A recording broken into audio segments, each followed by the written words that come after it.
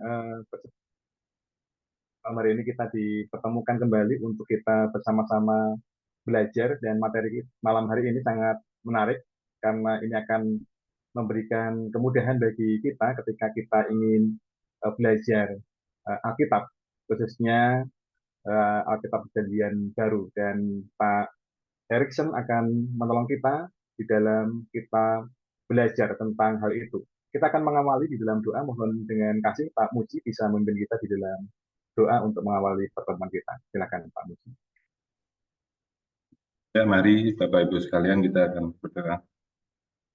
Bapa, kami bersyukur untuk kasih dan kemurahan-Mu, teramat besar dan teramat luas ya Tuhan, karena Engkau Tuhan yang telah menolong hingga kami boleh memiliki kekuatan untuk kembali bersekutu pada malam hari ini, di akhir perjalanan hidup kami hari ini.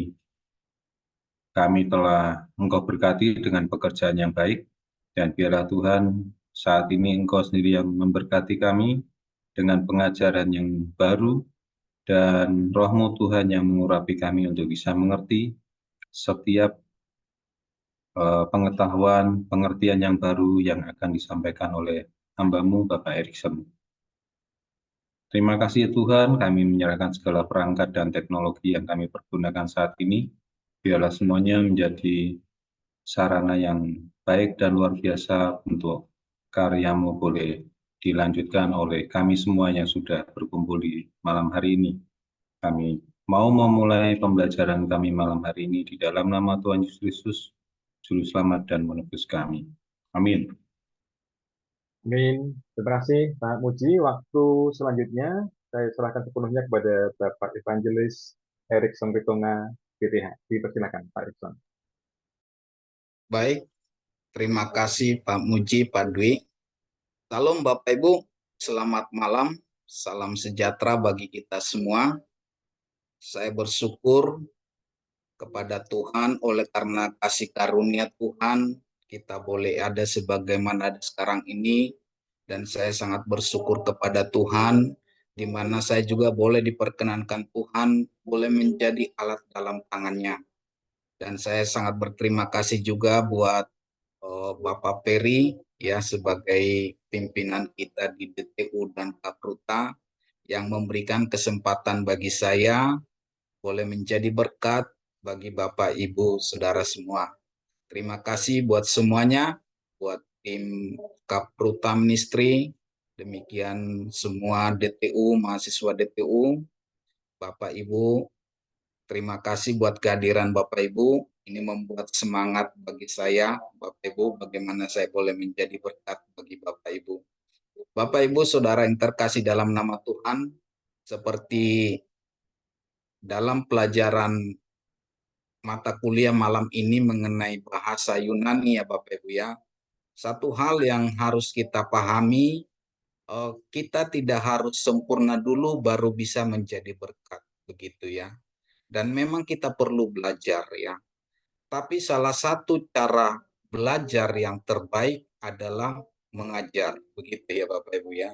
Jadi untuk belajar kita harus mengajar dan mengajar untuk belajar. Belajar untuk mengajar di situ. Jadi itu dan itu salah satu karakter atau sistem Yahudi ya, sistem Kapruta atau sistem orang Israel zaman dulu, mengajarkan berulang-ulang. Di samping mengajar, dia harus belajar. Belajar mengajar, mengajar belajar. Jadi seperti itu. Jadi di dalam Tuhan juga kita harus belajar. Dan Tuhan mengatakan bahwa kita harus jadi murid. Murid itu adalah belajar. Belajar dan belajar gitu ya.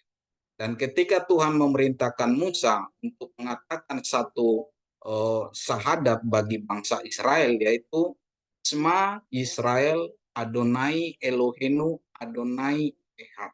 Gitu ya Bapak Ibu ya. Di situ dikatakan Shema, Shema itu artinya dengar atau dengar-dengaran. Bagaimana kita mendengar? Jadi perintah yang utama dan terutama itu adalah dengar. Cara kita untuk mendengar adalah dengan belajar. Belajar begitu Bapak Ibu ya. Dan mereka juga menganggap bahwa Sema itu adalah suatu pujian tertinggi, the highest worship, begitu ya. Ketika kita menyembah Tuhan, kita mengucapkan apa yang ada dalam pikiran dan perasaan kita. Tapi ketika kita mendengar, ketika kita belajar, justru Tuhan mengungkapkan perasaannya bagi kita. Jadi Tuhan memberikan kehendaknya bagi kita. Jadi itulah yang Tuhan kehendaki supaya kita semakin mengerti dan memahami apa yang menjadi kehendak Tuhan atas kehidupan kita, atas pelayanan kita, dan atas keluarga kita. Baik Bapak Ibu, sebagai perkenalan ya Bapak Ibu ya, saya memperkenalkan diri, nama saya Erikson Ritonga, ya.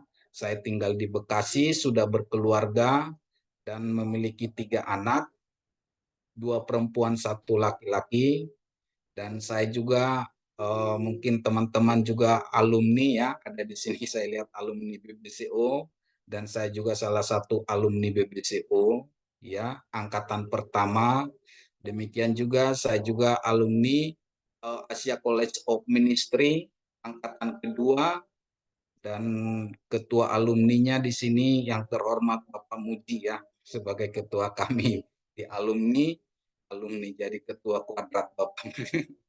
Terima kasih. Jadi itu, dan saya melayani di Gereja Kemenangan Iman Indonesia sebagai konselor dan PKS, dan saya juga oleh anugerah Tuhan juga saya dikasih kesempatan dalam mengajar beberapa bulan yang lalu atau tahun yang lalu Jus Filosofi dan Bahasa Ibrani Dasar di BBCO, begitu ya.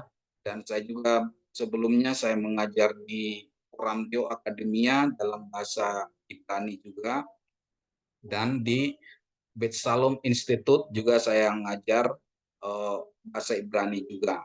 Dan ini sebenarnya Bapak Ibu, ini yang pertama kali saya mengajar ya, dikasih kesempatan mengajar dalam bahasa Yunani ya Bapak Ibu ya.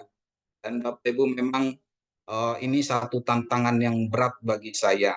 Dan kalau boleh saya curhat sedikit, dibandingkan bahasa Ibrani dan Yunani, jauh dan sangat jauh lebih rumit itu bahasa Yunani ya dibandingkan bahasa Ibrani ya. Dan tata grammarnya sangat perfect gitu ya, dan banyak deklensinya, pengelompokannya, dan memang sangat sempurna, begitulah yang saya katakan. Ya kalau boleh saya gambarkan, kalau ketika kita belajar bahasa Ibrani, itu seperti kita, contohnya saya tinggal di Bekasi. Nah, di Bekasi.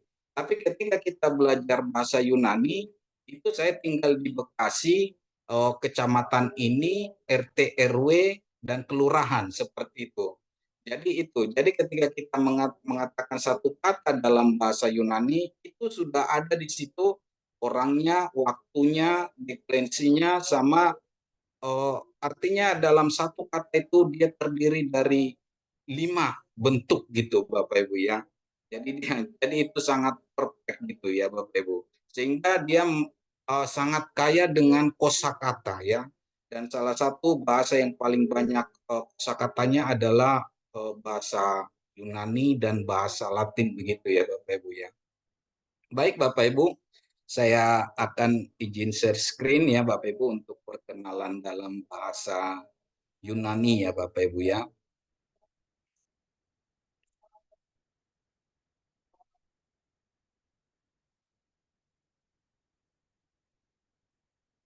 Sudah kelihatan ya Bapak Ibu ya? Iya Pak. Baik. Oke Bapak Ibu, kita akan memulai belajar ya. Dan ini perkenalan, dan kita akan mengenal juga nanti mengenai aksaranya, dan kita akan mempraktekkannya untuk membaca atau mempronouncingnya dan menulisnya minggu depan ya Bapak Ibu ya. Jadi Bapak Ibu minggu depan Bapak Ibu akan mempersiapkan lebih lebih prepare lagi gitu ya dibandingkan malam ini ya.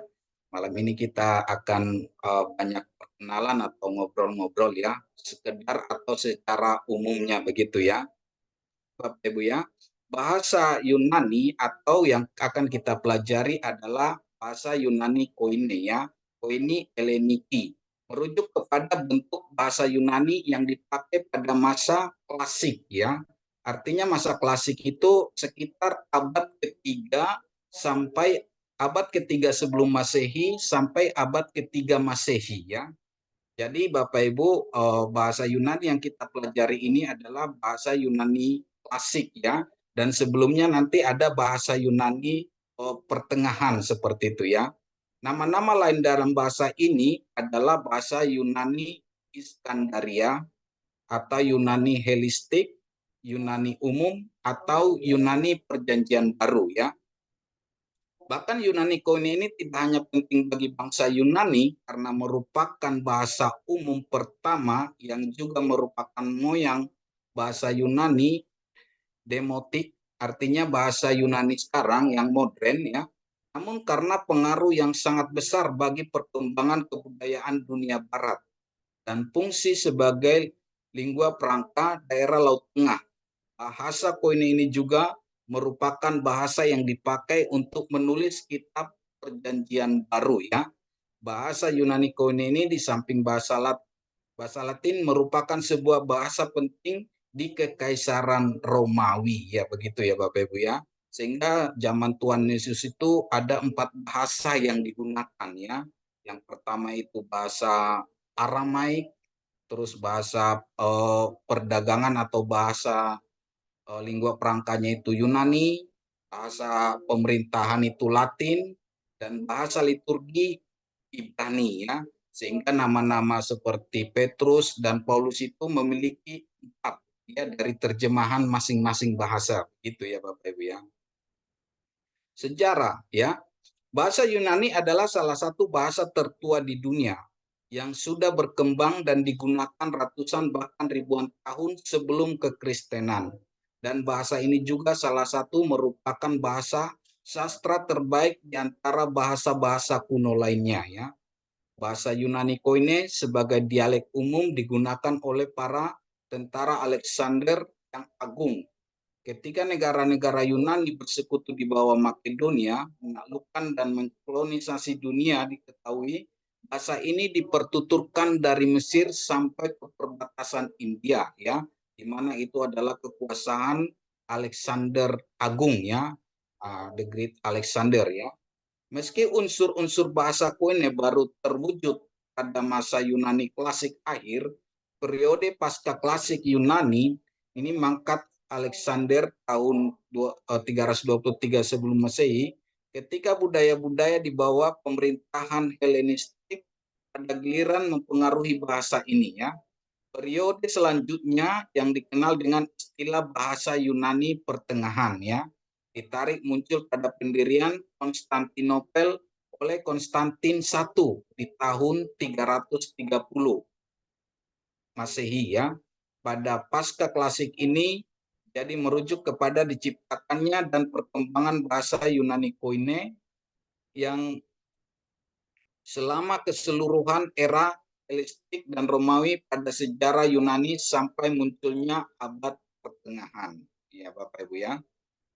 Jadi bahasa Yunani itu telah dipakai dalam beberapa zaman ya. Seperti misalnya yang pertama itu masa perkembangan awal, yaitu sebelum tahun 900 atau abad ke-10 sebelum Masehi. Jadi bahasa Yunani ini sudah ada abad 10 sebelum Masehi ya. Terus ada masa Yunani klasik yaitu 900 sampai 330 sebelum Masehi ya.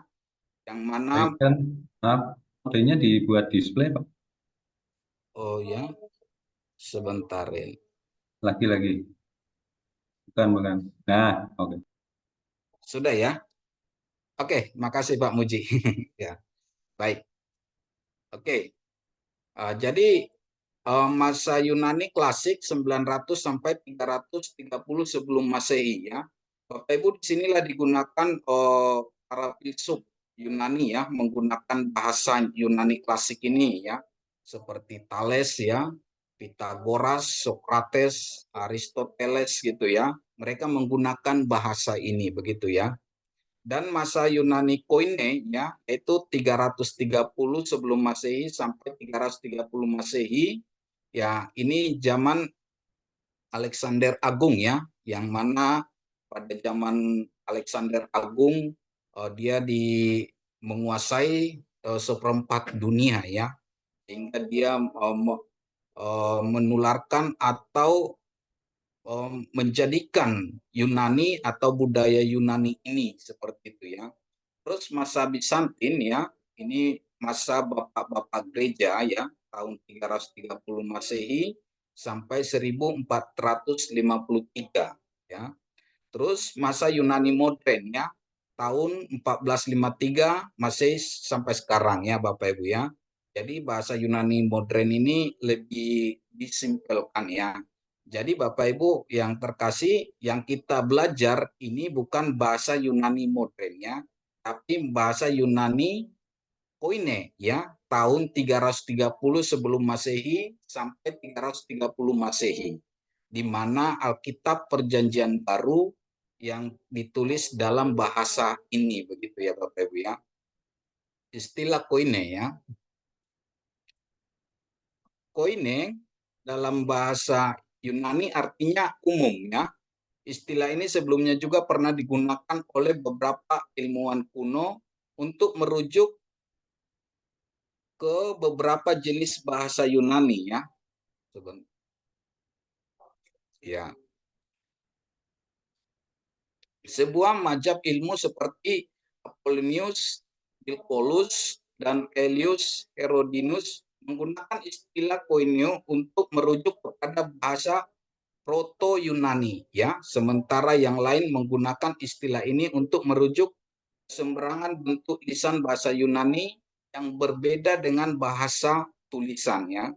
Ketika koine secara bertahap berkembang menjadi bahasa kesusastraan, beberapa orang membedakan menjadi bahasa Yunani Helenik ya sebagai bahasa sastra masa pasca klasik dan koine sebagai bahasa lisan yang populer.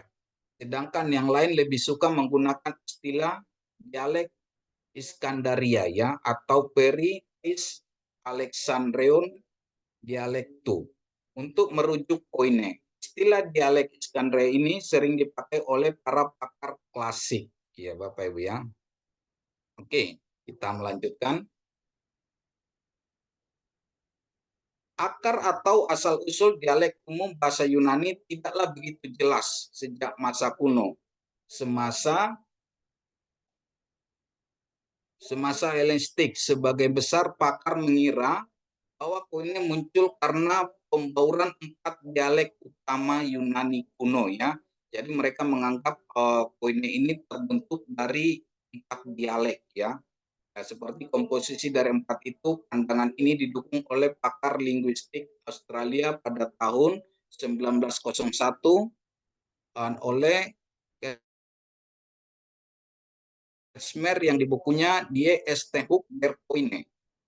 Sementara sang pakar Jerman Willowit dan Prancis Antoine Millet yang peneliti mereka berdasarkan pengaruh kuat unsur-unsur bahasa Yunani Atik. Ya, jadi Bapak Ibu ada beberapa dialek ya, ada 4 dialek.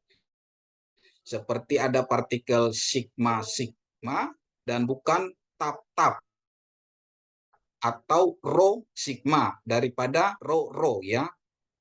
Talasa, talata, artes, ikos, arenikos ya. Menganggap bahwa koine adalah sebuah bentuk sederhana bahasa Yunani dialek Ionia. Jawaban terakhir yang secara luas di bidang akademi diberikan oleh sang pakar dari Yunani ya, Bakis, yang membuktikan bahwa meski ada komposisi dari 4 ini, inti stabil bahasa koine adalah bahasa Atik ya. Jadi dialek koine itu asalnya dari dialek Atik. Dengan kata lain, bahasa koine bisa dianggap sebagai bahasa Atik dengan campuran ketiga dialek Yunani lainnya ya. Yang penting unsur-unsur non-Atik lainnya dalam bahasa koine biasa bervariasi tergantung kepada daerah dunia Helenistik yang berbeda-beda. Jadi misalkan kosakata dari pemukiman Ionia di Asia Kecil dan Siprus lebih banyak memuat kata-kata Ionia daripada yang lainnya ya. Bahasa kesusastraan Koine pada masa Helenistik banyak menyerupai bahasa Atik sehingga seringkali disebut bahasa Atik umum ya Bapak Ibu ya. Jadi kalau bahasa Koine itu nanti ada yang mengatakan ada bahasa Yunani Atik, itu merujuk ke bahasa Koine ya yang ditulis dalam Alkitab kita Perjanjian Baru ya. Bahasa Perjanjian Baru ya. Bahasa Yunani yang merupakan bahasa asli Perjanjian Baru, Injil ya, yang memiliki sejarah yang panjang ya sejak abad ke-13 sebelum Masehi hingga masa kini. Bentuk paling dini dari bahasa ini disebut Linerbi, abad ke-13 sebelum Masehi ya. Jadi ada pengelompokannya ya. Bentuk bahasa Yunani yang digunakan oleh penulis dari Homer abad ke-8 sebelum Masehi hingga Plato abad ke-4 sebelum Masehi ya. Disebut bahasa Yunani klasik ya Bapak Ibu ya. Alfabet Yunani berasal dari abjad Fenisia seperti halnya dengan alfabet Ibrani. Bahasa Yunani klasik memiliki aneka ragam dialek dengan 3 dialek utama yaitu Dorik, Eolik, dan Ionik ya Bapak Ibu ya. Oke. Raja Philip dari Makedonia menaklukkan Athena abad ke-4 sebelum Masehi ya. Putranya Alexander Agung mengembangkan kebudayaan dan bahasa Yunani ini di daerah jajahannya. Alexander berbicara dalam dialek Atik ya, yang Koine tadi, cabang dari dialek Ionik. Dialek inilah yang berkembang. Dialek ini juga digunakan oleh penulis Athena kenamaan saat itulah permulaan dari abad Helenistik ya Bapak Ibu ya. Jadi itu sekedar apanya ya proses bahasa Yunani Koine ya. Oleh karena bahasa Yunani berkembang dan bertemu dengan bahasa-bahasa lain, bahasa-bahasa ini berinteraksi satu sama lain. Hal ini menyebabkan adanya adaptasi bahasa yang dewasa ini dikenal sebagai bahasa Yunani Koine ya. Kata Koine berarti umum, bermakna bahasa sehari-hari ya, atau mungkin dalam bahasa kita ya, bahasa sehari-hari mungkin ada dalam bahasa Alkitab kita bahasa firman Allah yang hidup ya, bahasa Indonesia sehari-hari ya, untuk lebih gampang dipahami.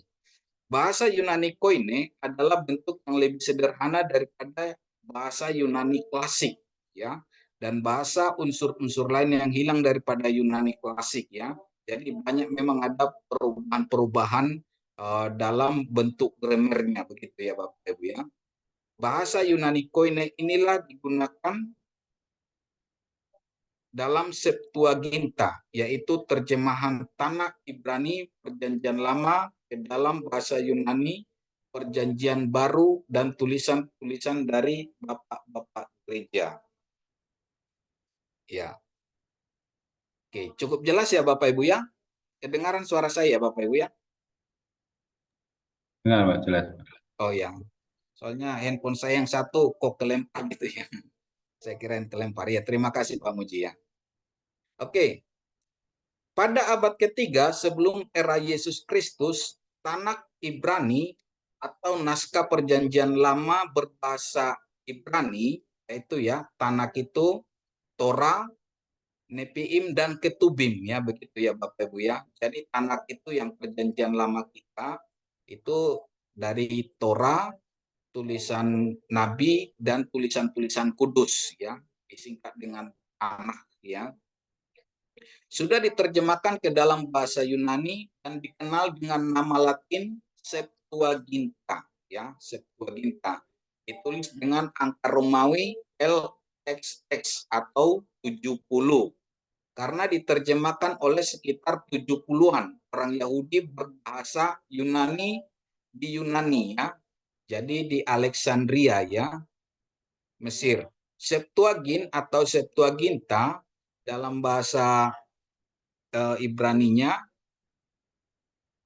dalam bahasa Yunaninya hemataprasis ton edom kota, dalam istilah Targum Hasipiim dalam bahasa Ibrani ya. Translation of artinya 70 ya. Septuaginta baru muncul dipergunakan pada zaman Bapak Gereja Agustinus dari Hippo tahun 354-430 Masehi ya Bapak Ibu ya. Jadi Septuaginta atau Tanakh yang diterjemahkan ke dalam bahasa Yunani itu diterjemahkan oleh 70 orang Yahudi atau rabi-rabi Yahudi pada zaman Ptolemeus ya Bapak Ibu Saudaraku ya. Jadi dari Septuaginta itu dari kata 70 ya, yang 70 artinya ya, yang 70. Ya mungkin sekedar apa masukan ya.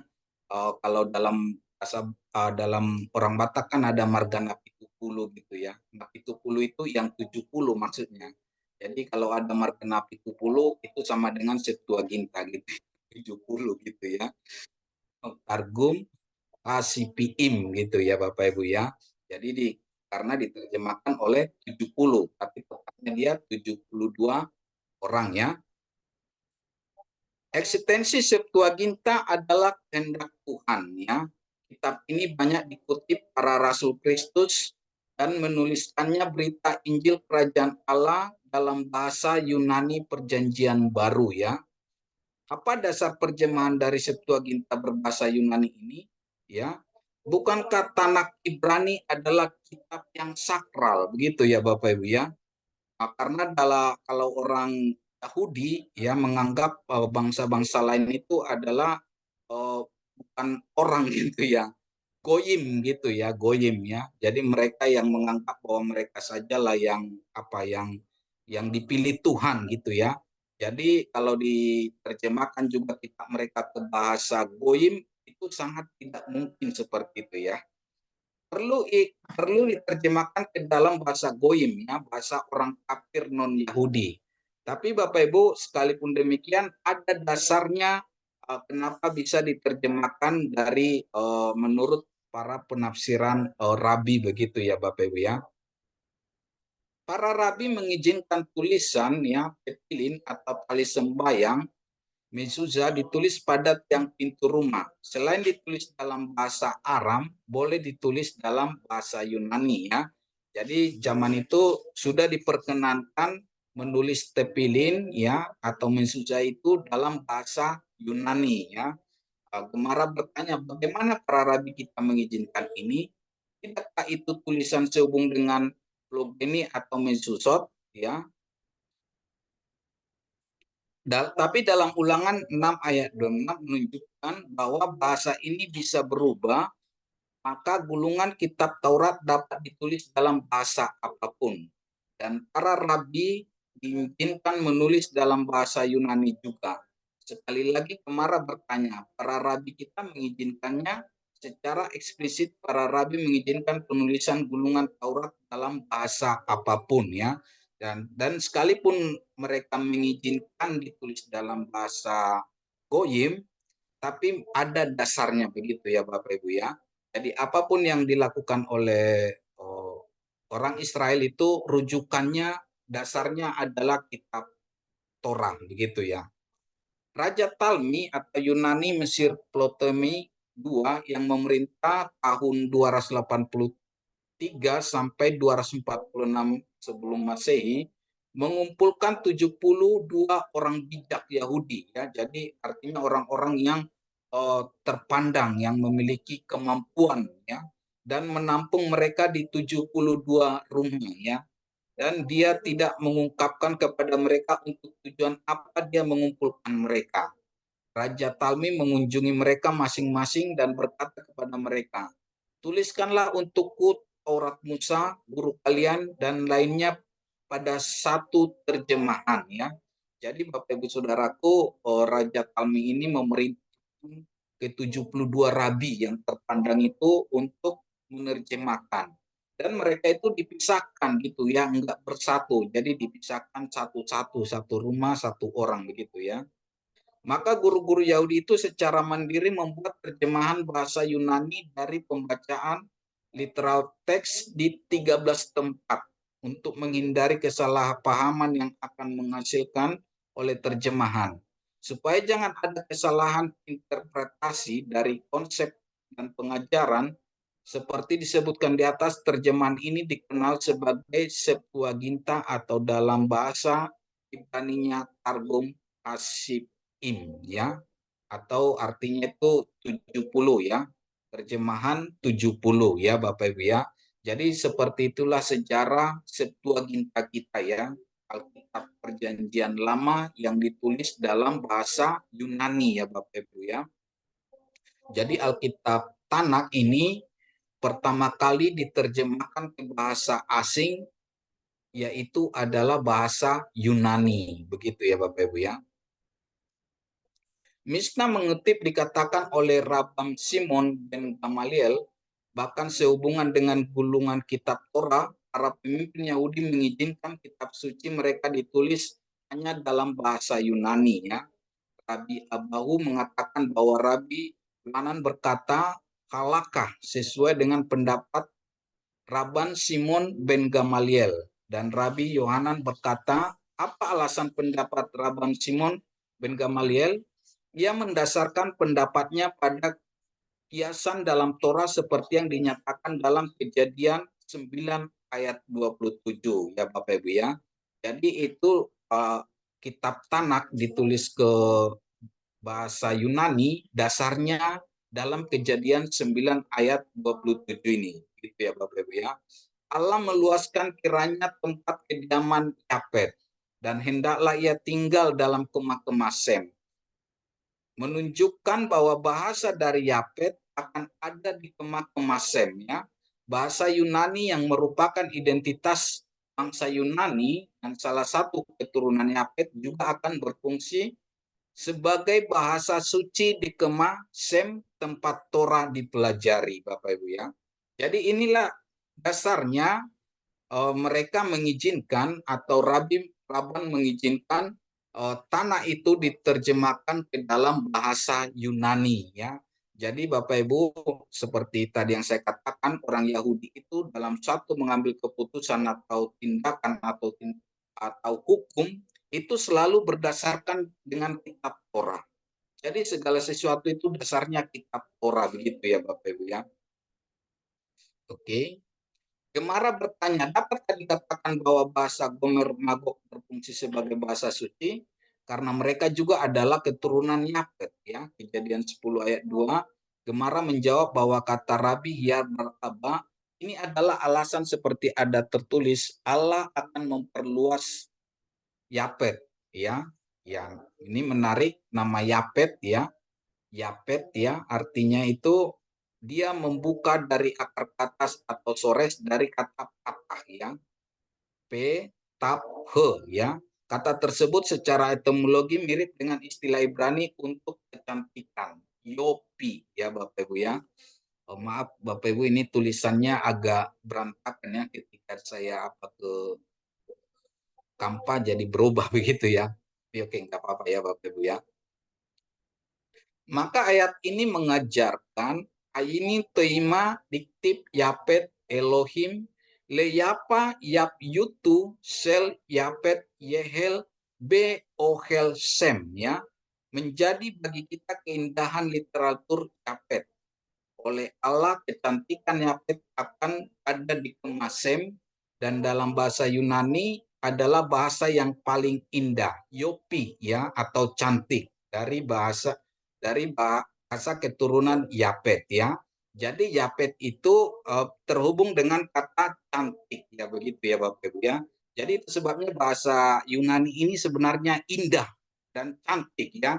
Sehingga nggak heran Bapak Ibu, para filsuf dunia, ya, yang mulai dari Thales, ya, mulai dari Pitagoras itu, Socrates, Plato itu menggunakan bahasa ini, ya, karena memang bahasa ini indah gitu ya Bapak Ibu, ya, cantik bahasa ini. Jadi Bapak Ibu juga yang belajar bahasa ini juga akan lebih cantik begitu ya. Ya, akan lebih cantik gitu. Artinya lebih cantik dalam memahami Alkitab begitu ya Bapak Ibu ya. Karena memang seperti yang di awal saya katakan bahwa bahasa ini sangat perfect ya, sangat detail gitu begitu ya. Sehingga pada saat mengatakan satu kata itu sangat sempurna begitu ya Bapak Ibu ya. Ya contohnya misalnya kata kasih atau cinta itu kan dalam bahasa Yunani itu ada 4 atau 5 begitu ya. Tapi dalam bahasa Ibrani itu satu, ahab gitu, ahapah begitu ya Bapak Ibu ya. Tapi dalam bahasa Yunani itu ada eros, ada storge, ada philo, ada agapetos begitu ya Bapak Ibu. Dan penggunaannya juga beda gitu ya. Jadi kira-kira seperti itu gambarannya Bapak Ibu ya. Jadi bahasa Yunani atau keturunan Yafet ini adalah cantik ya Bapak Ibu ya. Oke, kita lanjutkan ya. Ya, Kejadian 9 ayat 27 ya. Maaf, ini tulisannya kurang bagus ya. Tentu saja Septuaginta bukan satu-satunya terjemahan Torah. Ada juga Targum Yonatan ben Uzel, Targum Yerusalemi, dan Targum Onkelos. Targum Onkelos terjemahannya Onkelos, ditulis oleh Onkelos, seorang kafir Romawi yang bertobat menjadi penganut Yahudi. Dia adalah saudara ipar Kaisar Romawi, Titus ya, yang menghancurkan Jenderal Titus ya, yang menghancurkan Bait Allah kedua, memerintah tahun 79 sampai 81 Masehi ya. Onkelos melakukan perjalanan ke Israel untuk bertobat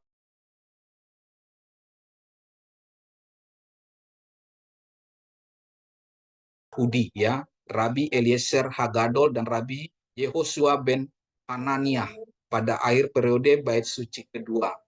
Menurut Rasi, terjemahan ini sebenarnya adalah bagian dari Torah lisan yang diberikan kepada Musa di Sinai. Dengan demikian, meskipun terjemahan, namun Targum Onkelos memiliki status wahyu kenabian Musa ya. Targum Onkelos ini bukan terjemahan harfiah dari kitab Torah, tapi juga mengandung penafsiran terhadap Torah. Maka para guru Talmud mensyaratkan bahwa Targum Onkelos harus dipelajari bersama ya, bukan sebagai ganti. Jadi Bapak Ibu harus dipelajari bersama ya, tidak boleh dipelajari sendiri begitu ya. Untuk melengkapi pemahaman kitab Torah dalam bahasa Ibrani ya. Baik Bapak Ibu ya, lanjutkan ya. Jadi itulah sekilas Bapak Ibu ya, perkenalan mengenai bahasa Yunani ya. Dan kita akan melanjutkan untuk mengenal aksara Yunani ya. Aksara Yunani ya. Oke, saya lanjutkan sebentar ya Bapak Ibu, nanti kita bertanya jawab ya. Oke. Alfabet, belajar bahasa Yunani ya. Ketika kita belajar bahasa baru, salah satu hal penting yang harus dipelajari ialah alfabet. Begitu ya. Kita tidak akan bisa memahami suatu bahasa secara menyeluruh tanpa mengetahui dasar-dasarnya. Dan alfabet adalah hal penting yang sangat membantu kita dalam memahami dasar bahasa ini ya Bapak Ibu ya. Jadi Bapak Ibu, untuk memahami bahasa ini kita harus memulai dari dasar ya, dari nol begitu ya.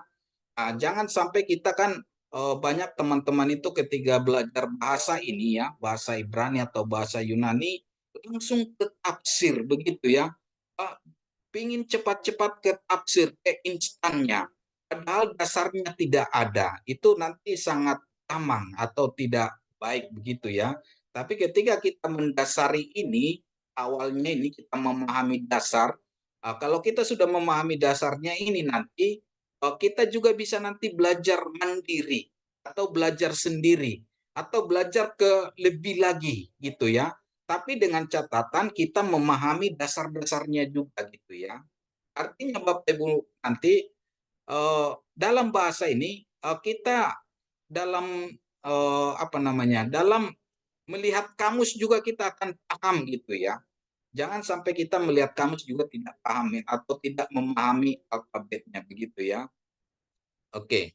Sebenarnya sebelum kita belajar aksara huruf Yunani ini, kita sudah belajar huruf Yunani ini sebenarnya ya Bapak Ibu ya. Kita sudah pernah mendengar ini di sekolah SD, sekolah dasar, atau SMP, SMA. Ada beberapa mata pelajaran yang sering kita menemukan aksara Yunani ini ya. Jadi Bapak Ibu sebelum kita memulai belajar bahasa Yunani ini, aksara Yunani ini, sebenarnya kita juga nggak terlalu kaku. Jadi ini termasuk familiar karena kita juga sudah mengenal aksara ini di pelajaran kita di sekolah ya, seperti dalam pelajaran matematika dulu ya.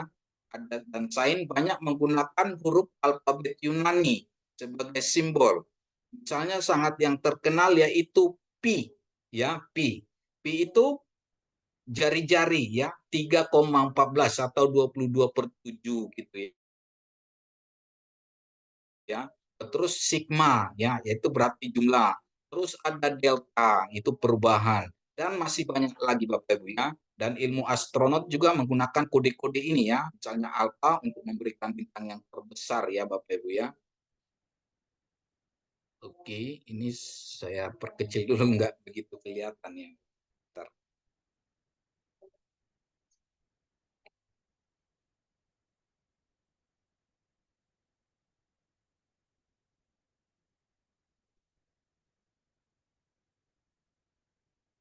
Oke, jadi dipergunakan ya. Ilmu komputer juga banyak menggunakan huruf-huruf ini begitu ya Bapak Ibu ya. Oke, sebentar ini.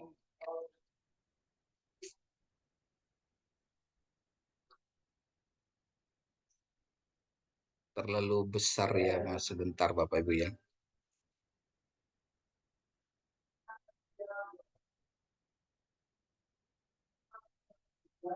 Jadi itu ya Bapak Ibu, jadi banyak digunakan dan bahkan juga dalam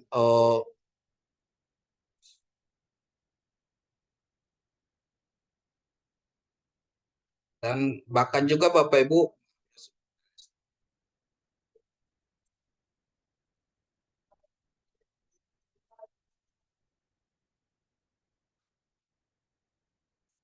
bentar ya Bapak Ibu. Terganggu.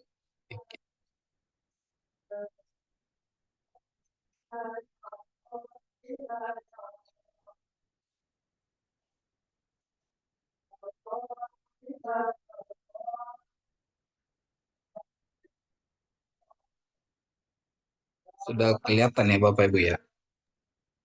Iya Pak, sudah Pak. Oh, ini ada banyak tulisannya ini, cuma nggak bisa saya lihat semua begitu ya Bapak Ibu ya. Bentar, saya coba dulu.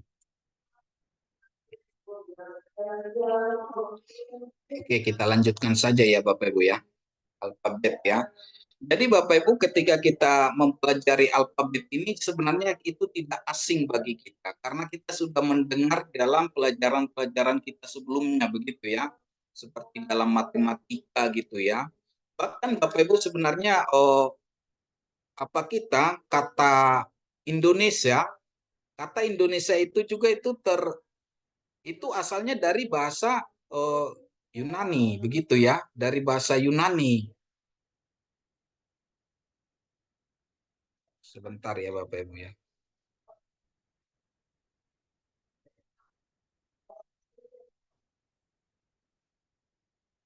Ya.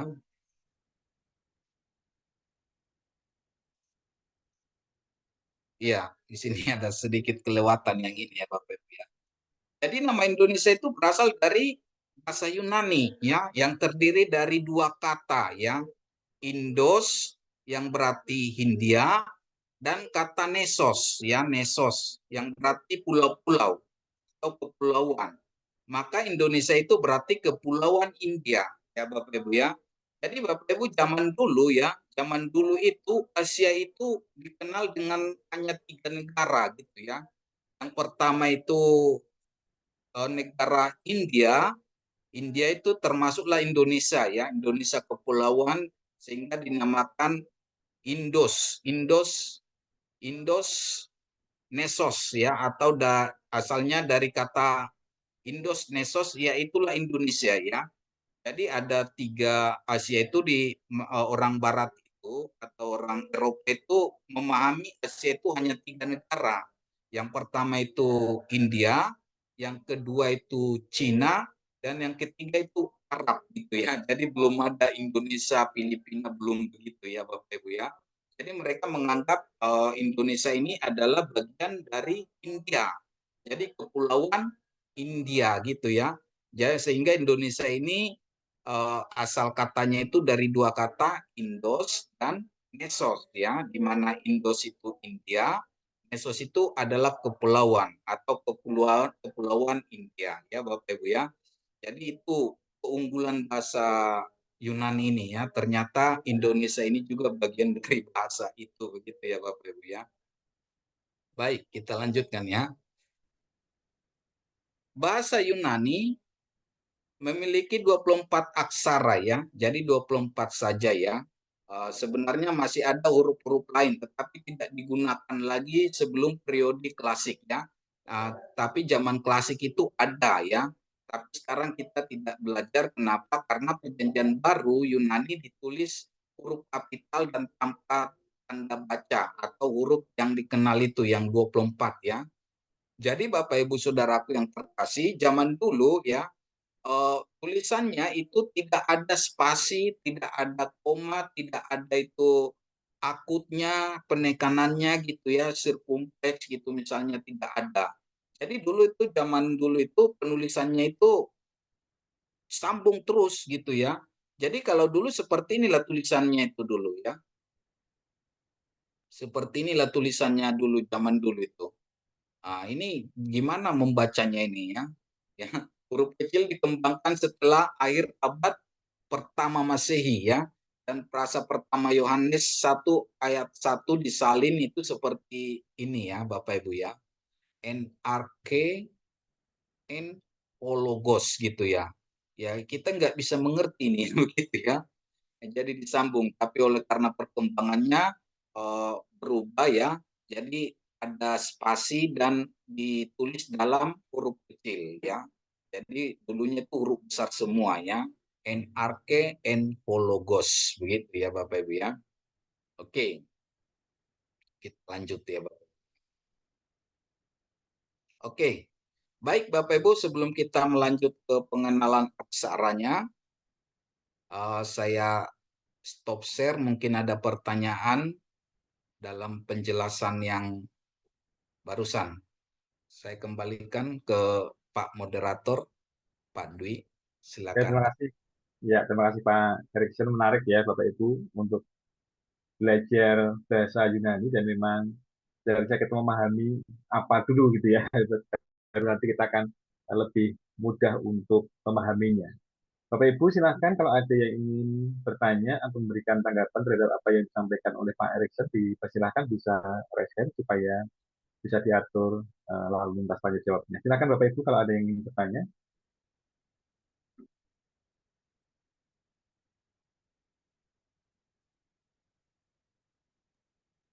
Oke Pak Didi, mari silakan Pak Didi. Ya, makasih Pak. Mau nanya tuh Pak Erikson. Kalau huruf Indonesia kan ada huruf cetak tuh, huruf besar, terus ada kalau waktu SD gitu kita diajar harus halus kasar itu yang Latin itu yang kecil itu yang bengkong-bengkong ke yang menceng-menceng gitulah. Katanya kalau ngelamar kerjaan harus pakai tulisan Latin begitu, pakai tulisan Ya zaman dulu. kursif ya, Nah, tulis sambung. apakah bahasa Yunani juga begitu ya, Pak? Terima kasih, Pak. Silakan. Kalau ya, ya, terima kasih Pak Didi. Kalau tulisan Yunani tidak seperti itu ya Bapak Ibu ya. Jadi dia dia tidak ada tulis sambung ya, kursif itu ya, tidak ada. Tapi kalau dalam aksara Ibrani dia ada kursifnya gitu ya. Dan kursif itu berkembang kan baru awal-awal baru-baru ini seperti itu ya. Jadi tidak ada seperti itu Pak Didi. Iya, Pak. Makasih. Oke. Terima kasih Pak Didi. Mari Bapak Ibu yang lain silakan kalau ada yang ingin bertanya.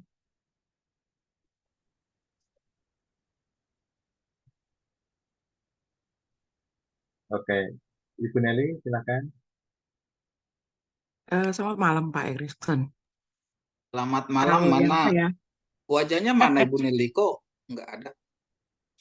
Maaf Pak, saya habis kecelakaan jadi masih berbaring. Oke, silakan Iya Bu Nelly. benar, kecelakaan di rel kereta api. Iya, semoga cepat. Silakan Bu Ditunggu Nelly. parsel buahnya Pak. Oh ya, nanti kita kirim lewat WA. Oh iya, memang nggak terkalahkan Pak dosen ini. Pak, saya mau tanya, waktu SMA itu kita itu diajarin tulisan Latin. Tapi itu kita temukan hanya di pengajaran matematika.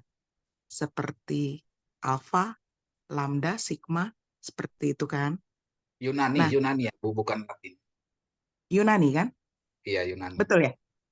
Iya, Nah, Yunani. jadi nanti tulisan-tulisan itu juga akan muncul di dalam pelajaran kita seperti ini ya. Karena dulu waktu SMA kita juga agak nakal, Pak. Jadi itu pakai ya kita gunakan untuk surat-suratan rahasia gitu. Oke, terima kasih, Pak. Oh ya, ya terima kasih Bu Nelly ya. Ya tulisannya memang nanti seperti itu ya Bu Nelly ya. Kita akan belajar membaca dan menulis Yunani ya. Nanti ada dua, yang pertama itu huruf kecil dan huruf besar ya. Jadi nanti kita belajar ya, dan termasuk juga dalam apa membacanya. Oke. Sebenarnya dalam bahasa Yunani ini ya tidak terlalu apa membaca ya. Kalau bahasa Ibrani membaca susah ya gitu. Kalau bahasa Yunani tidak begitu, yang paling susah itu nanti di apanya, grammarnya begitu. Oke, ada lagi? Pak, bahasa Yunani dengan bahasa Latin itu beda ya, Pak ya? Oh, beda-beda Pak Didik. Bahasa Latin itu ya bahasa kerajaan Romawi dulu ya. Dan memang bapak-bapak gereja juga banyak menggunakan bahasa Latin itu juga ya dalam apa. Tapi abad keempat itu baru banyak menggunakan bahasa Latin. Ya kalau bahasa abad ketiga ke bawah itu bahasa Yunani. Ya.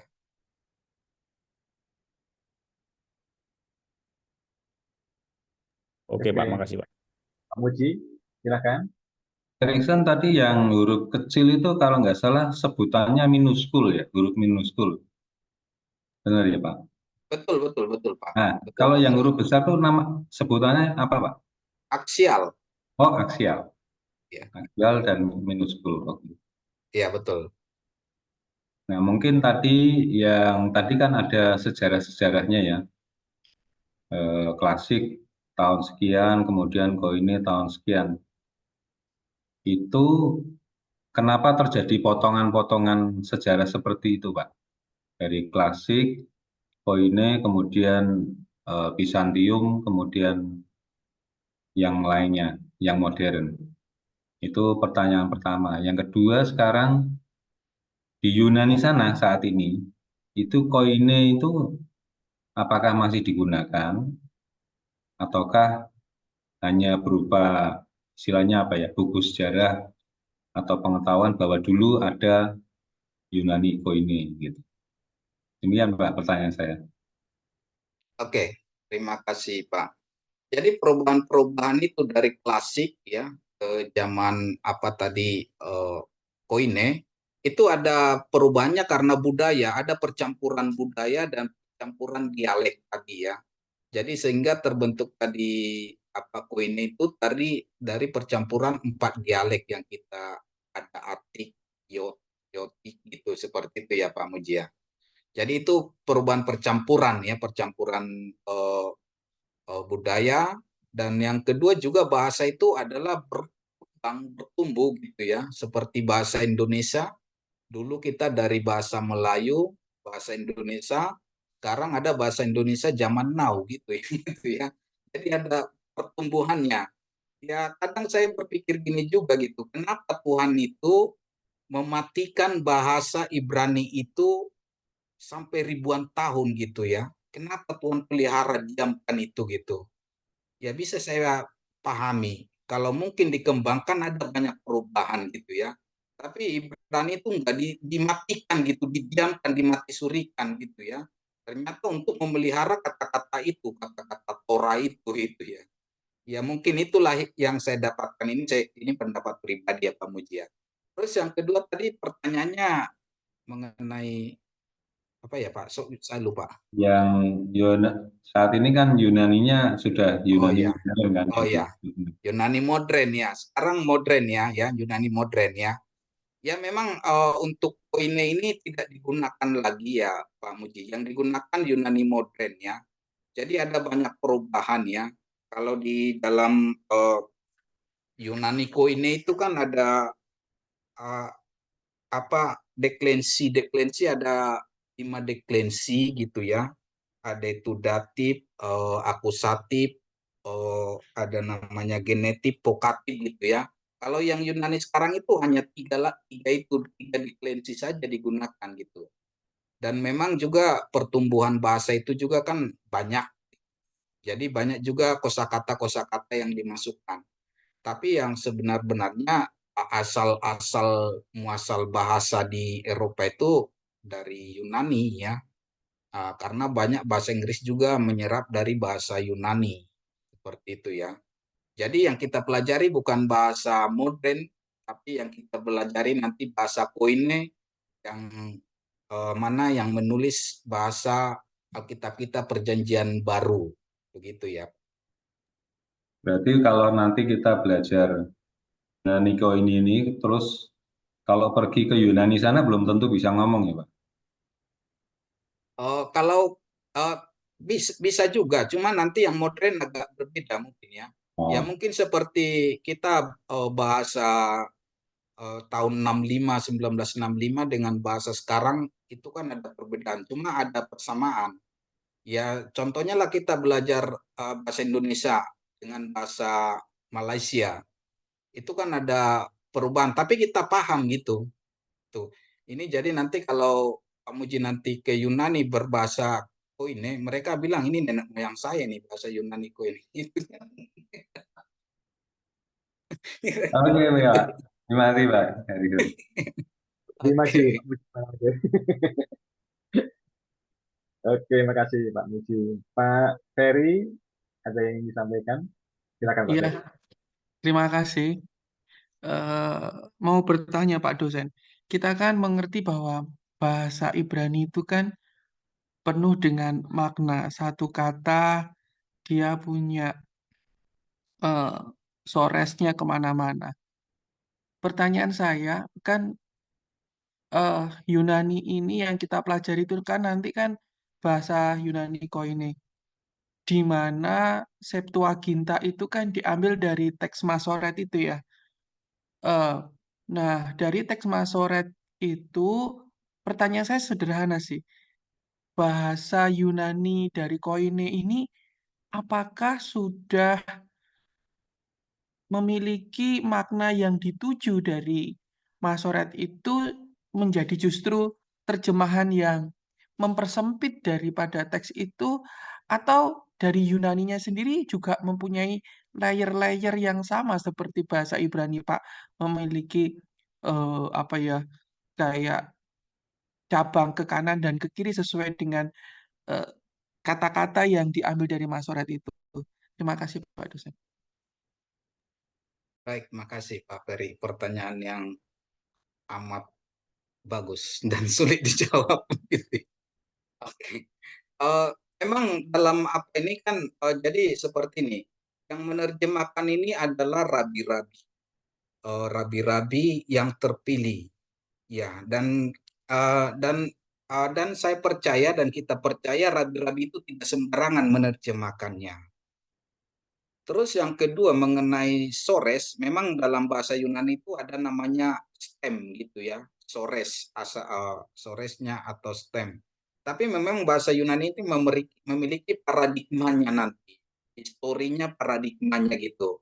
Jadi lewat paradigmanya itu nanti kita memahami kata itu maksudnya apa gitu ya. Maksudnya apa? Oh, seperti kata apalah saya katakan ya, kayak eparestos itu ya, eparestos itu memberikan yang ada di dalam. Itu kalau dalam bahasa Indonesia kan memberikan gitu, memberikan gitu ya. Tapi tidak jelas memberikan seperti apa, memberikan seperti apa. Tapi ketika ada kata eparestos itu secara paradigmanya itu seperti apa? Contohnya kalau saya memakai parfum, wangi saya itu wangi dari parfum itu, seperti itu. Itu bukan eparestos gitu ya.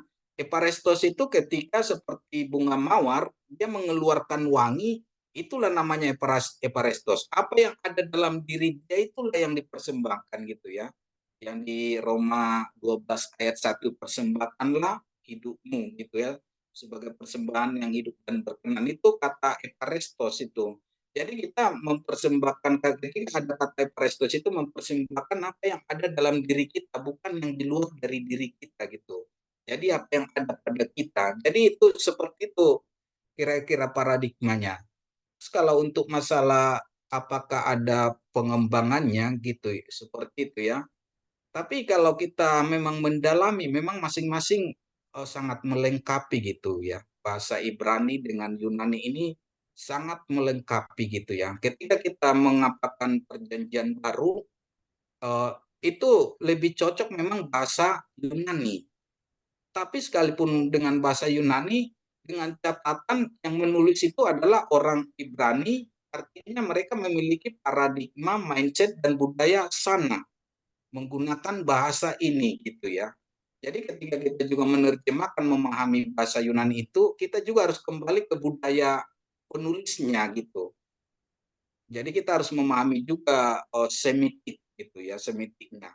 Karena yang menulis orang-orang Semit. Jadi kita harus memahami atau berfilosofi, bersudut pandang Semit. Kira-kira seperti itu Pak Ferif. Terima kasih Pak dosen. Cuman saya kadang tuh ketika saya membaca Yunani itu kadang masih ada sedikit keraguan antara mengkonekkan antara Yunani ke Ibraninya gitu loh. Karena memang penulis Injil itu kan menulisnya dalam bentuk Yunani.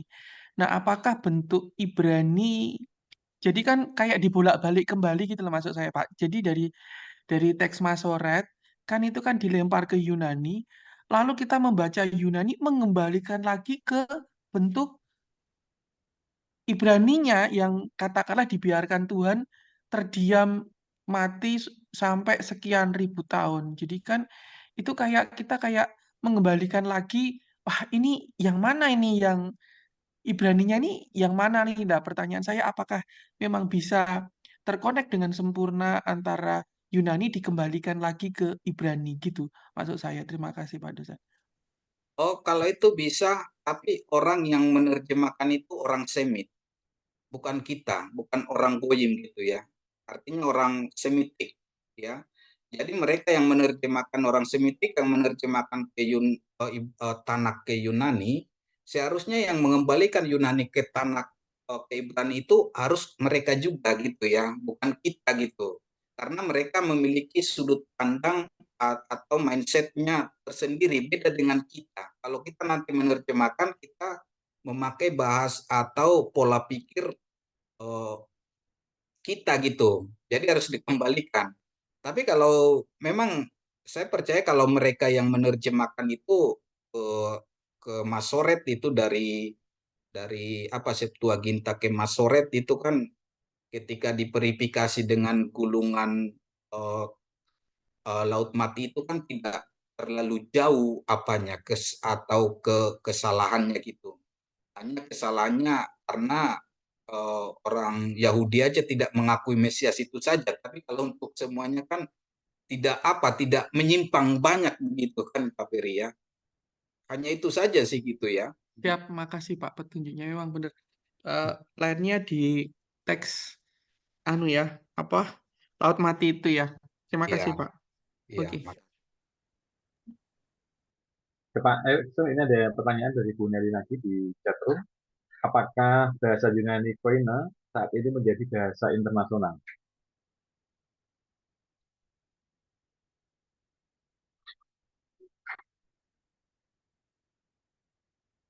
Pak Erikson masih bahasa Yunani Koine itu zaman Alexander ya, itu bahasa internasional zaman itu ya. Dulu kan zaman Nebukadnezar bahasa internasional itu adalah bahasa Aram, Aramaik gitu ya. Sehingga orang-orang Israel juga menggunakan bahasa Aram. Terus zaman Alexander menggunakan bahasa Yunani. Jadi Yunani Koine itulah bahasa internasional zaman itu ya. Jadi sekarang bahasa Inggris. Itu seperti bahasa Inggris lah sekarang gitu. Itu Ibu Nelly. Oke, terima kasih Pak Erikson. Bapak Ibu, apakah masih ada yang ingin bertanya?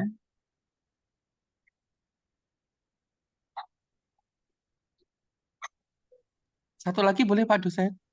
Silakan, Ya. silakan. Pak, di dalam penulisan bahasa Yunani itu kan memang ada huruf besar, huruf kecil. Tapi kan di dalam teks itu kan nggak ada nomor toh. Nggak ada misalkan ini ayat berapa, ini bab berapa, kan nggak ada. Barusan itu kan dibentuk di terakhir-terakhir ini kan pengelompokan untuk ini ayat berapa. Atau Yohanes sudah memberikan ayat sendiri, maksudnya tulisannya dia itu dikasih poin-poin sendiri, dikasih bait paragraf sendiri atau bagaimana tuh Pak? Terima kasih Pak. Ya, memang sebelumnya tidak ada ayat-ayatnya itu. Bahkan tadi seperti yang tadi itu ya Pak, itu penulisannya juga tidak ada spasi zaman itu ya. Tidak ada spasi dan semuanya huruf besar gitu ya. Dan sekarang aja kali kalau nggak salah itu abad ke-16 atau sekitar abad ke-16 lah baru pembuatan pasal dan ayat itu ya. Tapi dulunya tidak. Jadi dalam apanya itu jadi apa tulisannya sambung terus gitu ya. Jadi makanya ada cara-cara mereka dalam memahami ini satu kata atau dua kata gitu ya. Jadi itu kata-kata dalam satu kalimat itu disambung gitu ya. Jadi tidak ada penomoran dulu gitu. Jadi memang kalau dipikir-pikir lebih luar biasa mereka bisa membaca itu dibandingkan kita. Kalau kita sekarang kan udah di apa namanya diperbaiki untuk menggampangkan kita memahami atau membacanya. Begitu Pak. Baik, terima kasih Pak dosen. Terima kasih. Heri. Oke, Bapak Ibu, adakah yang lain yang masih ingin ditanyakan?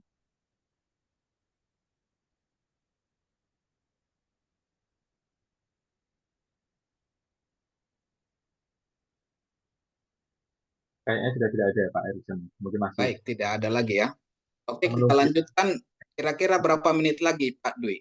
Kita lanjutkan memperkenalkan aksara Yunani. Ini sekarang jam 9 kurang 8 menit, Pak. Jadi waktunya berapa menit lagi supaya kita atur waktunya? Kalau tidak ada pertanyaan sampai jam 21.15. Baik. Oke, terima kasih Pak Dwi. Oke, baik Bapak Ibu, kita akan memperkenalkan aksara Yunani ya Bapak Ibu ya. Oke, ini karena ini bahasa Bapak Ibu ya, untuk next kita akan lebih banyak berinteraksi ya, memperkatakan gitu ya Bapak Ibu ya. Ya karena harus kita latih juga lidah kita ya. Memang tentu saja kita nggak akan terlalu penting dalam pronouncing-nya ini, tapi minimal kita harus memahami gitu ya, sekalipun kita tidak penting. Yang penting nanti kita penerjemahannya ya, pemahamannya. Baik Bapak Ibu ya, saya bacakan ya. Ini alfabet Yunani ya. Ini ada alfa, beta, gamma, delta, epsilon, zeta, eta, theta, iota, kappa, lambda, mi, ni, si, omikron, pi, rho, sigma, tau, upsilon, T, Xi, Psi, Omega. Ya. Jadi ini aksaranya ya. Memang tulisannya masih apa? Oke, kita ini ya. Jadi ini bacaannya secara Latinnya ya Bapak Ibu ya. Ada alfa, beta, gamma, delta, epsilon, zeta, eta, theta, iota, kappa, lambda, mi, ni, xi, omikron, ri, rho, sigma, tau, epsilon, pi, hi, psi, omega ya Bapak Ibu ya. Jadi itu ya. Nanti ini wajib kita hafal ya Bapak Ibu ya. Wajib kita hafal ya. Oke, nanti ini sekedar aja ya. Alfa, beta. Jadi Bapak Ibu untuk B, beta ini sebutannya jadi P ya. Jadi Victor ya. Jadi ini ya. Ini beta ya, beta. Beta ini apa? Jadi untuk translate-nya jadi P ya. Tapi memang di apa ya, di sering kita baca buku-buku apa dia B. Tapi yang sebenarnya P ya. Jadi ini kita menggunakan dialek dari sananya ya, atau dialek gereja mula-mula begitu ya. Ini Vita, jadi P ya Bapak Ibu ya. Ini gamma ya, gamma, delta, ini epsilon ya, ini zeta. Nah, jadi kalau untuk ini, untuk ita, mana ita? Ya ini ita ya. Ita ini sering dikatakan ya, tapi bacanya jadi i ini ita. Ini ita ya. Di ita ini i. Tapi sering kita dengar oke nggak apa-apa. Tapi kita untuk lebih apanya kita pakai ita gitu ya. Jadi i dia jadi berarti ini jadi bacanya ita bukan teta ya, ita. Ya ya. Iota, kappa, lambda, mi. Ya, jadi ini jadi mi ya. Ni, si, Bukan mu ya, Pak? omikron. Hah? Bukan mu itu ya? Ini mi, Mi. mi ya. Ini mi. Jadi dia kalau dia huruf besarnya kan M ya. Jadi dia untuk kecilnya gini, mi ya. Mi, ni. Nah, tapi kalau diapakan me gitu ya, ne gitu ya. Tapi kalau untuk dialeknya atau pronouncingnya i ya, ita ini i ya gitu ya. Ini si KS ya, atau di KS nanti ini apanya ini untuk Latinnya. Translasinya omikron, pi, rho, sigma, taf. Taf. Ini tahu bukan tahu ya, tapi taf ya. Nanti kita belajar mengenai ini ya. Jadi bacaannya dia taf. Kalau A dengan maaf, kalau A dengan upsilon dia jadi F gitu ya. Jadi F, jadi taf. Ini upsilon ya. Epsilon ya. Ini bacanya jadi I bisa I nanti ya. I. Ada T, Xi, Hi, Psi, Omega ya. Jadi kira-kira begitu pembacanya ya Bapak Ibu ya.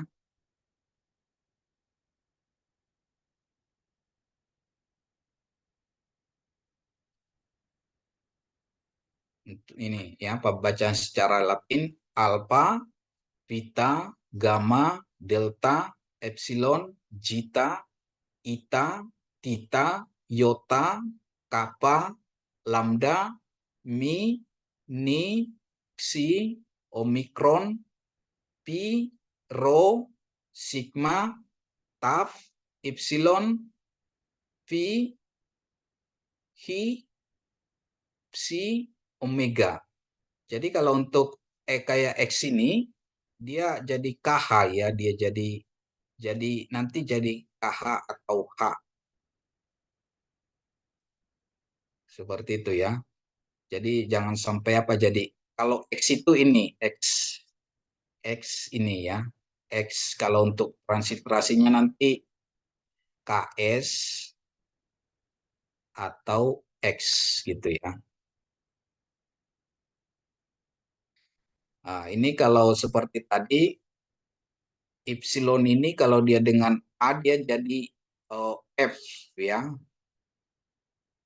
Kalau dia nanti E jadi P, F, evangelion gitu ya.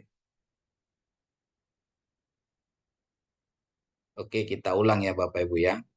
Alpha, beta, gamma, delta, epsilon, zeta, eta, theta, iota, kappa, lambda, mi, ni, xi, omikron, pi, rho, sigma, tap, epsilon, phi, hi, psi, omega. Ya, kalau kita belum belajar ya salah lah gitu ya. Tapi kalau kita belajar jangan salah lagi gitu ya. Ya. Oke.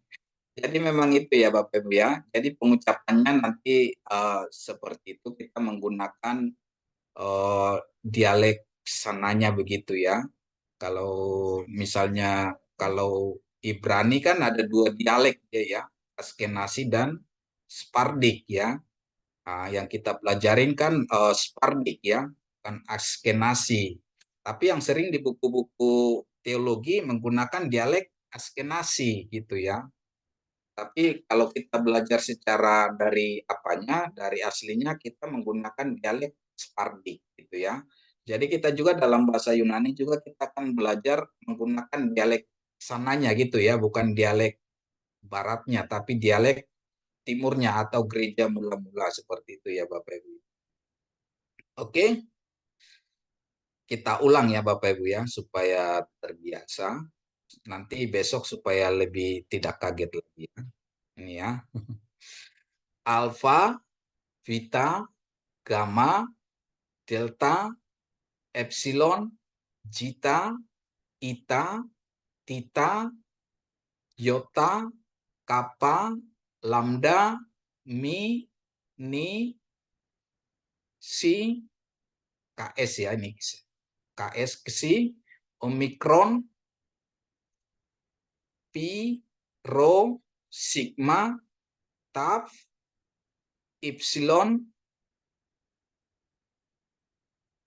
ki, psi, omega ya. Ini T.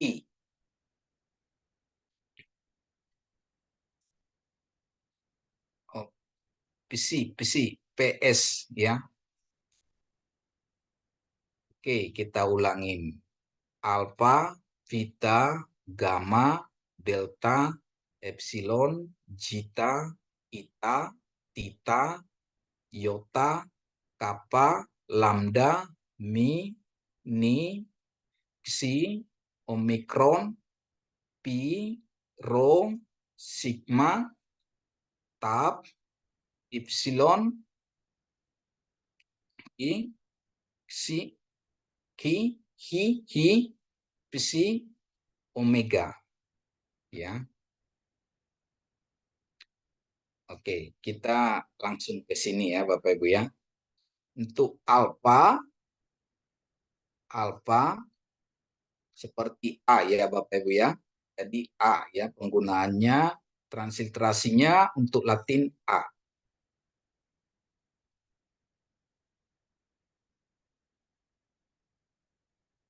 Ya, ini A ya Bapak Ibu ya. Terus untuk kita itu P. P ya, seperti Victor ya, penguin. Untuk gamma ini bisa W, bisa ya, ya, y. Nanti dalam apa tertentu nanti dia y, Yankee ya. Terus ada delta. Delta itu lebih ke TH ya Bapak Ibu ya, bukan delta tapi TH ya, D seperti kata D ya.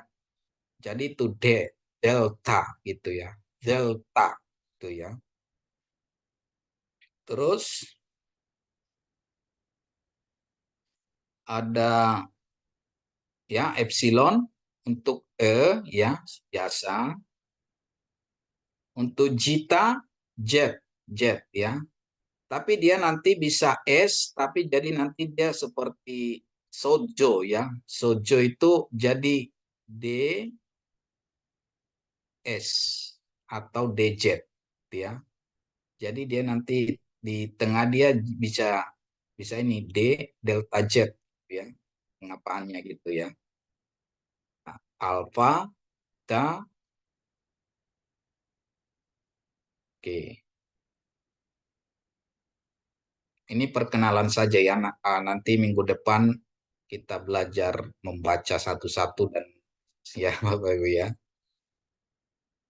Terus untuk ITA.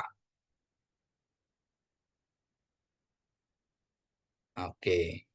ITA I ya. Jadi ITA ini sering kan kita dibilang gitu ya.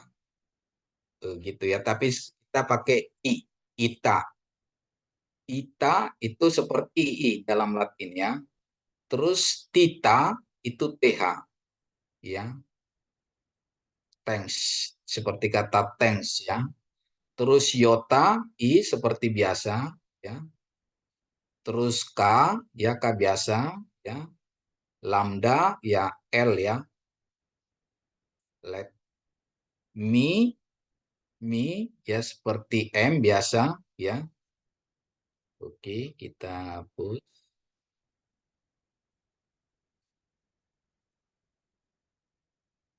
Ni ya, ni N seperti biasa. Si ini X ya, yaitu tadi X ya. Jadi ini X nanti untuk Latinnya gitu ya Bapak Ibu ya. Jadi ini X nanti untuk Latinnya ya. Untuk X atau KS ya, KS. Terus Omikron seperti biasa O ya. P seperti P Papa ya. Rho ini R Romeo ya.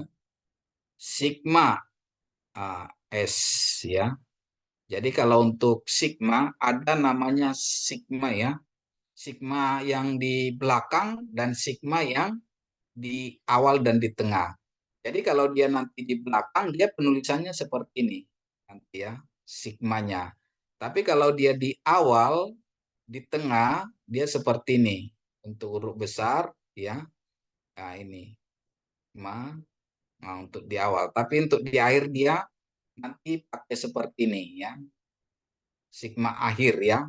Kalau dalam bahasa Ibrani itu sopit ya. Itu ada sopit. Mem sopit, sopit gitu ya, kap sopit gitu ya. Di Yunani hanya satu sopitnya gitu untuk sigma saja gitu ya. Yang lainnya biasa begitu ya Bapak Ibu ya. Teliko sigma nih ya, namanya teliko sigma ya. Kalau dalam bahasa apanya sopit di akhiran kata. Oke. Kita lanjut sebentar.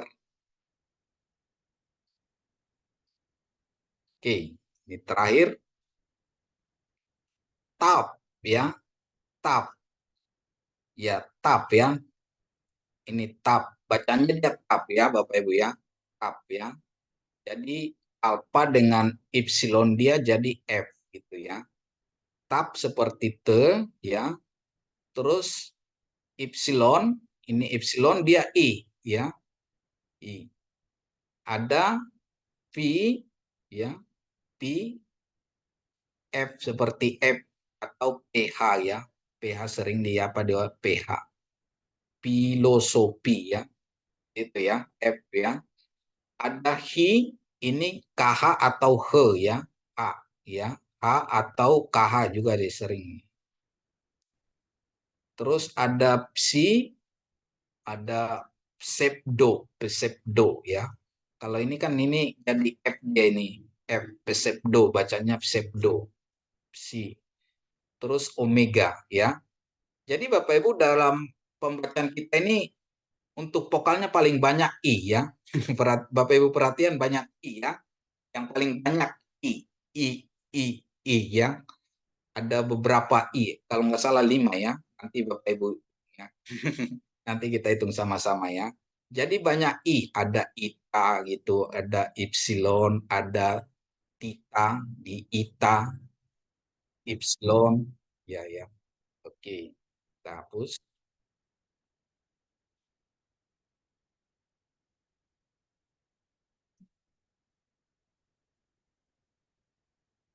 Penulisannya seperti ini nanti ya, Bapak Ibu ya. Oke, nanti penulisannya minggu depan lah kita praktekkan ya Bapak Ibu ya. Nanti Bapak Ibu cara penulisan alfa gitu ya, beta, gamma, itu, delta, epsilon, zeta, ya seperti itu ya. Minggu depan kita praktek, jadi langsung praktek dan langsung baca ya Bapak. Oke, baik Bapak Ibu, ada pertanyaan silakan.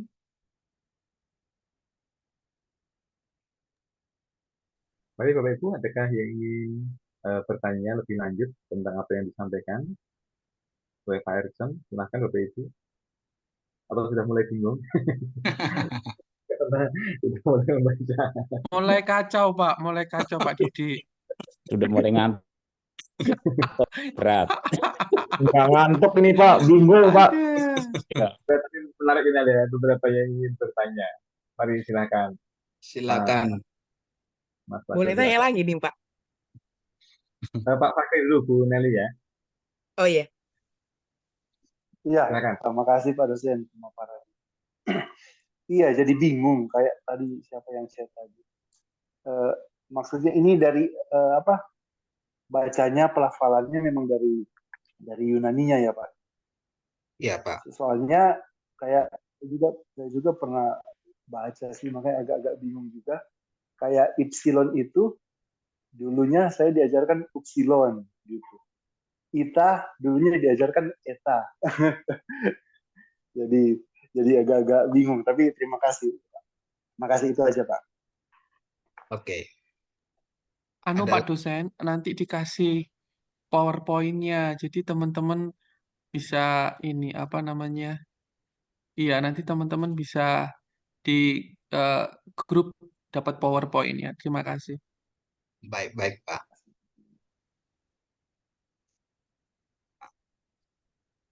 Oke, Bu Nelly. Ada lagi pertanyaannya? Iya, maaf. Saya cerewet hari ini. Ini loh, Pak Erikson. Kalau Ya. nggak salah ingat saya, waktu kecil itu kan saya banyak catatan tuh. Nah, terus mama saya kan keluaran sekolah zaman dulu tuh diajarin apa namanya? Stenografi. Oh, ya stenografi wartawan itu ya. Jadi iya dia dia ngasih contoh cuman saya udah lupa. Lalu ingatan saya kembali lagi ketika saya jadi pembina pramuka di sekolah. Katanya stenografi itu adalah perpaduan huruf Yunani dan Romawi, kalau nggak salah ingat. Lalu dipakailah untuk sandi di pramuka. Benar nggak sih, Pak? Ini sambil lalu aja. Terima kasih ya, Pak. Oh, kalau itu saya tidak tahu ya Ibu Nelly. Saya kurang tahu itu. Tapi itu pengetahuan bagi saya. Terima kasih Bu Nelly. Sama-sama, Pak. Pak dikasih tugas Pak, menghafal semua itu Pak. Oh ya. Gampang itu, Iya, Pak. Itu iya. dulu di Oh, matematika. Oke. Kayak tadi, Pak, Oke. siapa tuh? Teta. Itu benar kita bilangnya teta. Bukan tita. Oh ya. Salah kita ucapannya. Oke. Jadi minggu depan atau hafal jadi Pak, bentuk lagu ya, bentuk lagu ya. Bentuk lagu ya. Ya mungkin contohnya satu aku sayang ibu gitu ya. Alpha, beta, gamma, delta gitu ya. Jadi gitu. Mungkin naik ke gunung gitu ya Bapak Ibu ya. Naik. Tapi harus apa ya? Diusahakan sesuai gitu ya. Diusahakan sesuai. Ya, diusahakan sesuai. Jadi eh, nyanyinya juga disesuaikan gitu ya. Misalnya naik ke puncak gunung. Alpha, beta, gamma, delta gitu ya. Epsilon, zeta gitu ya. Atau potong bebek angsa gitu ya. Jadi supaya hafal ya Bapak Ibu ya.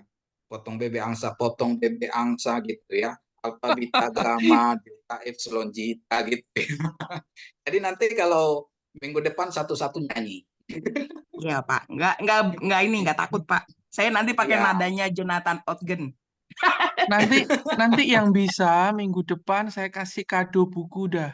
Tapi bukan buku yang Oh baru loh iya ya. iya. Saya punya buku sendiri nih. Iya iya. Ah, ah, Buku Menarik. tabungan Iya. Pak Ferry maunya. Oh iya itu dia. Ada buku tabungan Atau Pak, Pak, tapi masih saldonya 0.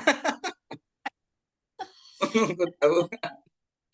atau Pak dosen, maaf saya tanya lagi. Atau mungkin minggu depan sebelum sebelum mulai kelas, mungkin Pak dosen bisa kasih tahu sejarahnya kenapa sampai orang atau kami belakangan baca bukan bukan ITA tapi ETA. Pak dosen bisa jelaskan sejarahnya kenapa bisa begitu. Terima kasih Pak.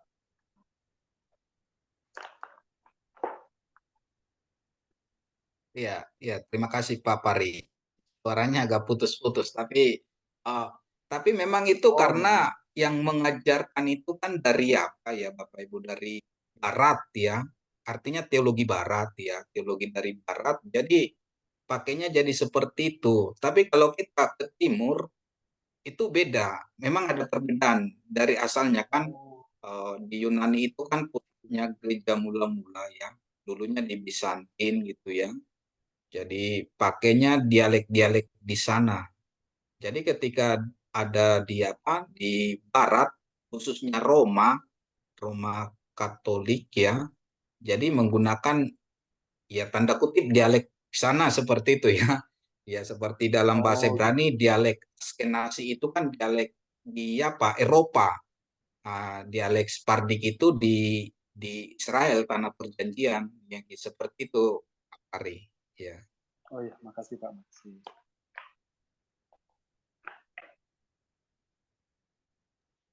Oke, jadi Bapak Ibu besok minggu depan ya dihafal ya Bapak Ibu ya. Terus minggu depan kita akan belajar menulis ya, menulis dan menulis ya. Mulai dari aksara alfa, huruf besar, huruf kecilnya. Cara menulisnya seperti apa ya. Jadi artinya nanti kita bukan apa tapi kita bisa menulis gitu ya. Ya seperti bahasa Ibrani kan wajib bisa nulis itu. Oke, saya kira itu saja. Mungkin ada pertanyaan, kami persilakan lagi sebelum Berarti ditutup. minggu depan baru baca hurufnya Pak Erikson ya. Ya, jadi minggu depan hafal aksaranya ya. Aksaranya Aduh. seperti dinyanyikan. Kalau pengucapannya nanti salah-salah nggak masalah, nggak apa-apa ya. Nanti semakin apa nanti semakin baik. Nah, maaf Pak Wisan, saya telat masuk Pak, ketinggalan saya Pak. Oh, parah deh. Saya tadi ada ujian, soalnya ujian BPCA. Aduh, sampai jam 9 baru masuk. Ya Ya minggu Pak, depan. nanti saya YouTube-kan. Oh iya, ada YouTube Pak Arif Abdi. Tapi Ya, Pak Rabdi, ya, jangan lupa ya apanya, lagunya, lagu di HP ya. Saya tadi tidak tahu Pak itu. bagaimana mau Ya, nyanyi. semuanya teman-teman lah ya, sama-sama kita belajar. Ya, di apa dari lagu apa juga boleh ya Bapak Ibu ya, karena kami juga dulu seperti itu ya. Saya juga dulu waktu itu pusing ya, supaya jangan saya aja yang pusing, Bapak Ibu juga sama-sama pusing lagi. Ya menularkan ilmu dan Ya, menularkan canda ya Bapak. kita pun maaf Oke, sebagai oke, ada lagi Bapak Ibu pertanyaan atau masukan boleh Bapak Ibu ya.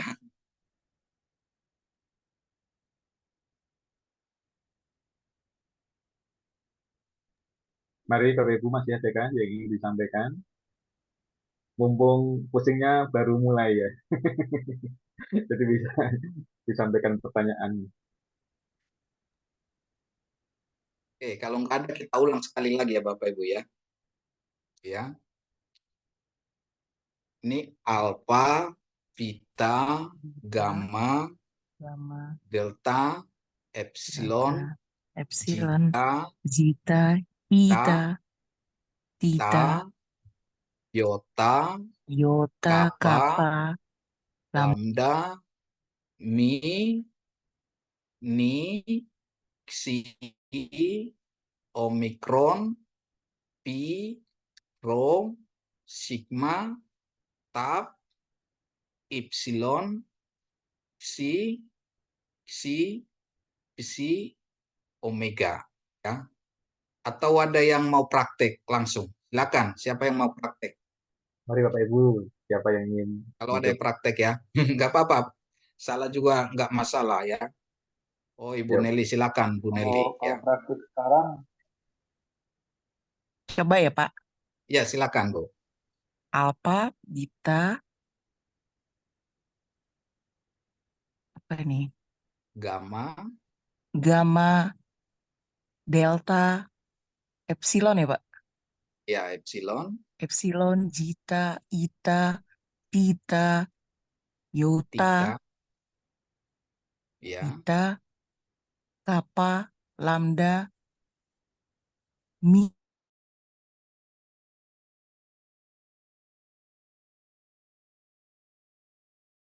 kisi, opsi, KS ini KS kisi, ya, xi, terus omikron, ni, pi, rho, oh, ini pi, pi, rho, apa itu? sigma, Sigma, sigma, tau, ya sigma, tau, ya, tau, tau, tau, tau, ya tau. Kemudian apa Pak itu? epsilon, Epsilon, epsilon, pi, epsilon, pi, si, psi, omega. iya, iya, Dapat mantap. giveaway Pak. Nanti hadiahnya dari Pak Peri kalau itu. Silakan, nanti buku tabungan kosong, sebentar lagi tak kirim. Satu lagi, siapa coba lagi? Pak Pari, Itu Pak silakan. Fakri, Pak Fakri. saya Pak. Iya, silakan. Oke.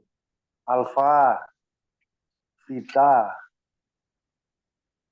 gamma, delta, epsilon, zeta, eta, theta, iota, kappa, lambda, mi, ni, si, omikron, pi, rho, sigma, tau, epsilon, hi, si, psi, omega. Yes, perfect. Terima kasih Pak Pari, luar biasa. Ya, perfecto Pak Fahri. Nah, itu Wah, makasih hadiahnya Pak Fakri. berarti ini tabungan berisi apa Pak? Masih tabungan kosong Pak? Ya berisi. Dapat GoPay kalau Pak Fahri jauh. Kiris, kiris, kiris, kiris. Aduh, ya. Oke, saya kembalikan ke Pak Dwi. Kalau tidak ada lagi, terima kasih. Oke, terima kasih Pak Erikson. Sangat menarik ya Bapak Ibu ya. Sehingga kita sedikit-sedikit pusing, jangan terlalu pusing ya. Dengan minggu depan kita bisa lebih lancar lagi dalam menghafalkan, membaca huruf-huruf Yunani. Sebelum kita akhiri, Pak Ferry, mungkin ada pengumuman. Silakan Pak Ferry. Ya, Bapak Ibu yang dikasih Tuhan, terima kasih. Hari ini kita mengawali pengenalan dengan bahasa Yunani. Terima kasih buat Bu Nelly dan Pak Fakri yang aktif. Dan Bapak Ibu sekalian juga saya yakin aktif, walaupun mute ini di mute, saya yakin di belakang sana semua lagi nyanyi Balanku Ada 5, naik-naik di gunung atau nyanyi apa saja di sana. Ya, Ditunggu minggu depan, Bapak Ibu akan bernyanyi satu-satu. Satu orang, jangan panjang-panjang ya nyanyinya, ya satu-satu aja itu sudah cukup. Terima kasih, Pak. Oke, terima kasih. Tadi walaupun off cam komat kamit Pak Ferry untuk menghafalkan. Oke, Bapak Ibu, saya terima kasih waktunya untuk kita bersama-sama belajar. Dan kita akan melanjutkan minggu depan dengan materi yang sama dan tentu akan lebih menarik lagi ketika kita menjadi lebih lancar di dalam membaca huruf bahasa Yunani dan kemudian nanti kita bisa mengaplikasikan itu untuk membaca Alkitab dengan pemahaman yang lebih luas lagi. Sekali lagi terima kasih Pak Erikson. Kita akan mengakhiri pertemuan kita pada malam hari ini. Mohon dengan kaki Pak Budiono bisa memimpin kita di dalam doa untuk mengakhiri pertemuan kita. Silakan Pak Budiono. Baik, terima kasih Pak Dwi. Ya, mari kita berdoa. Bapa yang di sorga, di dalam nama Tuhan Yesus, kami berterima kasih buat pertolongan-Mu di dalam kami belajar bersama mengenai bahasa Yunani ini. Memberkati Bapak dosen kami, Bapak Erikson, yang telah mengajar kami dengan begitu sabar, memberkati kehidupannya, memberkati pelayanannya, dan memberkati apapun yang dikerjakannya. Dan Engkau juga memberkati siapapun yang tergabung dalam Zoom ini dengan berkat dan damai sejahtera-Mu yang begitu indah. Terima kasih Tuhan, kami sebentar lagi kami akan undur diri dan kami akan istirahat. Kiranya Engkau tolong jaga lindungi kami dan berikan kami damai sejahtera sepanjang malam hingga kami boleh istirahat dengan baik, besok pagi bangun dengan baik pula. Terima kasih Tuhan, memberkati siapapun yang terlibat dalam pelayanan malam hari ini, Kau memberkati dengan kebaikan-Mu. Inilah doa dan ucapan syukur kami. Dalam nama Tuhan Yesus Kristus kami berdoa dan syukur. Haleluya. Amin. Amin. Silahkan Pak. Amin. Terima kasih Pak Pak dosen. Dwi. Terima kasih Bapak Ibu Terima kasih buat Pak Ferry, semua. Bapak Ibu semua. Bye. Selamat